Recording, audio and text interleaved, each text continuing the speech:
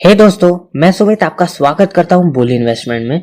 दोस्तों, आज की इस वीडियो में हम एक मिड कैप केमिकल सेक्टर के स्टॉक को एनालाइज करेंगे और उसके बारे में बात करेंगे, क्योंकि उसने पास्ट में बहुत अच्छे रिटर्न्स दे चुका है अभी तक अपने इन्वेस्टर्स को, और जो कि अपने फेयर वैल्यू से अभी भी कम पे ट्रेड कर रहा है, जिसमें हम सिर्फ 6,400 रुपए इन्वेस्ट करके 10 स्टॉक अपने पोर्टफोलियो में डाल सकते हैं। तो इस वीडियो में हम उस स्टॉक का एनालिसिस करेंगे और ये भी बात करेंगे कि क्या अभी हमें इस स्टॉक में इन्वेस्ट करना सही रहेगा। So let's begin. दोस्तों, कंपनी का नाम है दीपक नाइट्रेट। दीपक नाइट्रेट बल्क केमिकल्स और कमोडिटीज, जिसे हम BCCs कहते हैं, और स्पेशलिटी केमिकल्स को बनाती है। अब ये केमिकल्स यूज कहाँ होते हैं, तो मैं आपको बता दूं कि दीपक नाइट्रेट से केमिकल्स यूज होते हैं डाइज एंड पिगमेंट्स में, जो हेयर कलर्स आते हैं उसमें, एग्रोकेमिकल्स में, फार्मास्यूटिकल्स में, fuels, rubber, paper industry, detergents और पर्सनल केयर प्रोडक्ट्स में ये केमिकल्स यूज होते हैं। अब आप चाहे तो कंपनी के वेबसाइट पे जाके इसके प्रोडक्ट्स के बारे में और जान सकते हैं। मैंने यहाँ पे आपको सिर्फ एक छोटा सा ओवरव्यू दिया है।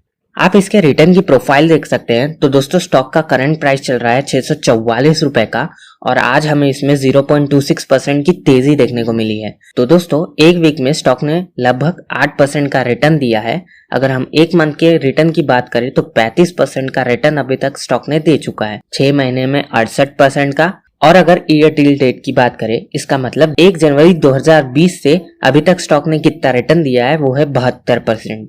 एक साल में 131%। 3 साल में तो आपके पैसे 3 गुना हो गए हैं, जो कि 297% है।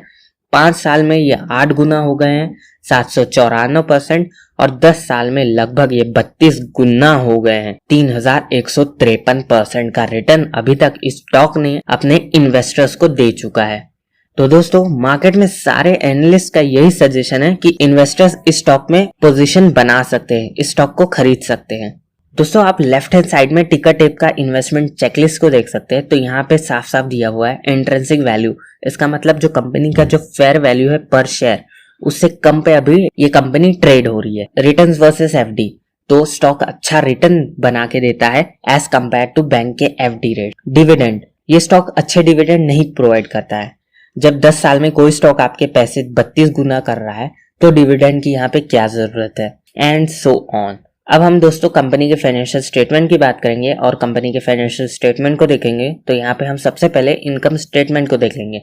टोटल रेवेन्यू 2017 में कंपनी का था 1451 करोड़ रुपीस, 2018 में 1663 करोड़ रुपीस, 2019 में 2715 करोड़ रुपीस, और यहाँ पे हमको रेवेन्यू में बहुत बड़ा जंप देखने को मिला। 2020 में रेवेन्यू बढ़ के 4264 करोड़ रुपीस हो गया। अगर हम CAGR निकाले, मतलब कि हर साल कंपनी किस परसेंट से अपना रेवेन्यू ग्रो कर रही है, तो वो आएगा लगभग 26%, जो कि इंडस्ट्री में सबसे हाई है। नेट इनकम कंपनी का 2017 में 96 करोड़ रुपीस, 2018 में ये नेट इनकम घट के 78 करोड़ रुपीस हो गया। 2019 में हमको नेट इनकम में अच्छी बड़ी जंप देखने को मिली, जो कि 173 करोड़ रुपीस की थी, और 2020 में ये कंपनी में एकदम बढ़िया जंप देखने को मिला, जो कि 611 करोड़ रुपीस। तो अगर आप लास्ट 5 साल के नेट इनकम को देखें, वो पूरा पॉजिटिव है। और दोस्तों, अगर हम नेट इनकम का CAGR निकाले, मतलब हर साल कितने परसेंट से कंपनी का नेट इनकम ग्रो कर रहा है, वो आएगा 63% का। अब दोस्तों, किसी भी कंपनी का जब नेट प्रॉफिट इंक्रीज होता है, तो उसका अर्निंग पर शेयर भी बढ़ जाता है, और उसी की वजह से जो कंपनी का शेयर वैल्यू है, उसका रेट भी बढ़ जाता है। तो EPS that is earning per share 2019 में दीपक नाइट्रेट का था 12 रुपीज, ये 4 गुना बढ़ गया, और जो कि हो गया 44 रुपए का। अगर हम ओवरऑल कंपनी का इनकम स्टेटमेंट देखें, तो ये बहुत बढ़िया है। तो दीपक नाइट्रेट का इनकम स्टेटमेंट एक अच्छी ग्रोथ कंपनी का साइन है। अब कंपनी के बैलेंस शीट को देखेंगे, तो वहां पे मेनली मैं डेप्थ को देखता हूं। तो लॉन्ग टर्म डेप्थ आप देख सकते हैं, 2018 में कंपनी के ऊपर 550 करोड़ रुपीस का डेप्थ था। ये डेप्थ बढ़ के 2019 में 869 करोड़ रुपीस हो गया, और ये डेप्थ फिर से कम हुआ है, और 2020 में ये डेप्थ 792 करोड़ रुपीस हो गया। तो अगर हम कंपनी के डेप्थ सिनेरियो को देखें, तो धीरे धीरे कंपनी का जो डेप्थ है वो कम हो रहा है। अगर नेक्स्ट ईयर 2021 में ये कंपनी का डेप्थ 792 करोड़ रुपीस से और कम होता है, तो ये इन्वेस्टर्स के लिए बहुत बढ़िया बात होगी। अब दोस्तों, हम कंपनी के कैश फ्लो स्टेटमेंट्स को देखेंगे।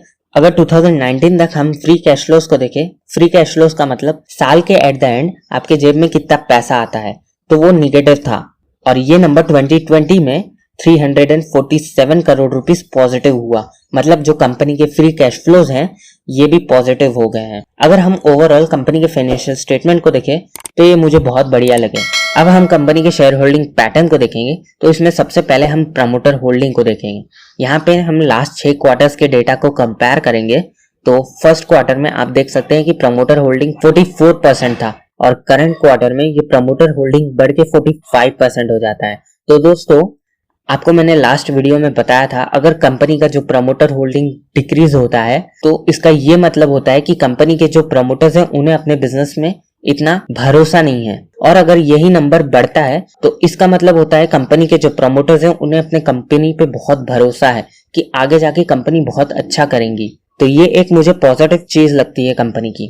अब हम कंपनी के म्यूचुअल फंड होल्डिंग को देखेंगे तो ये लास्ट 6 क्वार्टर में 15% से गिर के 12.74% हो गया है। और अगर हम DIIs that is domestic institution investors की होल्डिंग देखें तो वो 16% से गिर के 13.54% हो गई है। तो दोस्तों इसके रीजंस कुछ भी हो सकते हैं।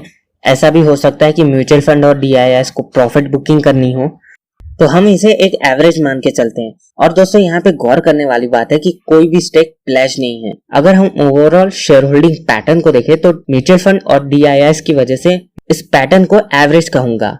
अब कंपनी का वैल्यूएशन कर लेते हैं तो यहाँ पे मैं PE रेशियोज का यूज करूंगा। PE रेशियो कंपनी का है 14.35 जबकि सेक्टर का है 20.08।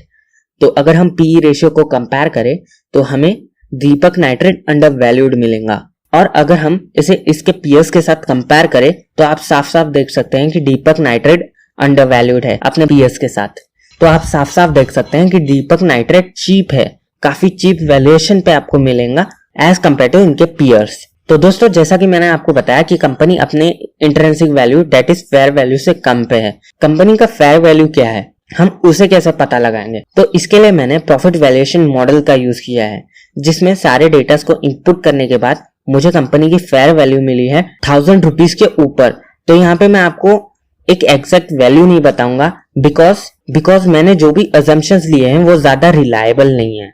तो दोस्तों एट द एंड सवाल ये आता है कि क्या अभी हमें इस स्टॉक में इन्वेस्ट करना सही रहेगा? तो दोस्तों मैं आपको बता दूं कि ये तो टोटली आपके ऊपर डिपेंड करता है कि आप इस स्टॉक में इन्वेस्ट करना चाहते हो या नहीं। मेरे हिसाब से अगर आप 10 क्वांटिटी ले लेते हो तो इसमें आपका ज्यादा इन्वेस्टमेंट नहीं जाएगा, सिर्फ 6400 रुपए ही जाएंगे। आप इसे लॉन्ग टर्म के लिए होल्ड कर सकते हो। अगर आप इसको लॉन्ग टर्म के लिए होल्ड कर सकते हो तो हाँ, ये स्टॉक इन्वेस्टमेंट करने के लिए बहुत बढ़िया है। दोस्तों बस मैं यही कहना चाहूंगा कि कोई भी इन्वेस्टमेंट डिसीजन लेने से पहले अपने फाइनेंशियल एडवाइजर से कंसल्ट कर ले।